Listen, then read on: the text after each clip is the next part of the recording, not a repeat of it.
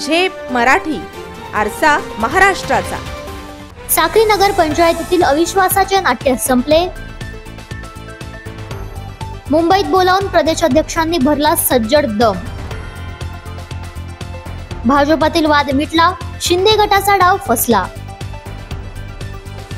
धुळे जिल्ह्यातील साक्री नगर पंचायतीच्या सत्ता संघर्षाचा वाद चांगलाच चव्हाट्यावर आला। भाजपाची सत्ता असलेल्या या नगर पंचायतीत भाजपाचे उपनगराध्यक्ष बापू गीते यांनी विरोधकांशी हात मिळवणी करून 12 नगरसेवकांच्या स्वाक्षरीने नगराध्यक्षांवर अविश्वास प्रस्ताव सादर केला।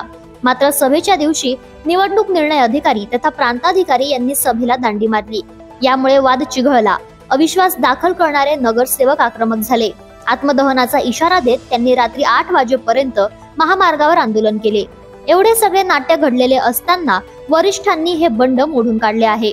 या नगर पंचायतीत एकूण 17 नगरसेवकांपैकी भाजपाकडे 11 सदस्यांचे बहुमत आहे, तर शिवसेना शिंदे गटाकडे 2, काँग्रेसकडे 1, तर माजी गटनेते ज्ञानेश्वर नागरे यांच्याकडे 3 सदस्य संख्या आहे। भाजपाच्या 11 नगरसेवकांपैकी उपनगराध्यक्ष बापू गीते यांच्यासह 6 सदस्य फुटून त्यांनी विरोधकांशी हात मिळवणी करून बंड पुकारले होते।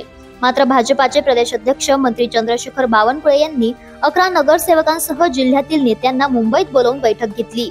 सगळ्यांनी एकसंघ राहण्याबाबत समज दिली। तसेच नगराध्यक्ष जयश्री पवार, उपनगराध्यक्ष बापू गीते, स्वीकृत सदस्य ॲडव्होकेट पूनम काकुस्ते शिंदे यांचा राजीनामा घेऊन लवकरच नवीन नियुक्त्या करण्याचे ठरले। या बैठकीला मंत्री जयकुमार रावल, माजी मंत्री अमरीशभाई पटेल, आमदार अनुप अग्रवाल, आमदार काशीराम पावरा, आमदार राजेश पाडवी, जिल्हाध्यक्ष बापू खलाने, हर्षवर्धन दहिते, चंद्रजित पाटील यांची उपस्थिती होती। मुंबईत झालेल्या बैठकीतून बाहेर पडताना भाजपा नगरसेवकांनी एकसंघतेचा नारा दिला। वरिष्ठांच्या मध्यस्थीमुळे झालेल्या मनोमिलनानंतर साक्रीतील शिवसेना शिंदे गटाचा डाव पूर्णपणे फसल्याचं स्पष्ट झालंय।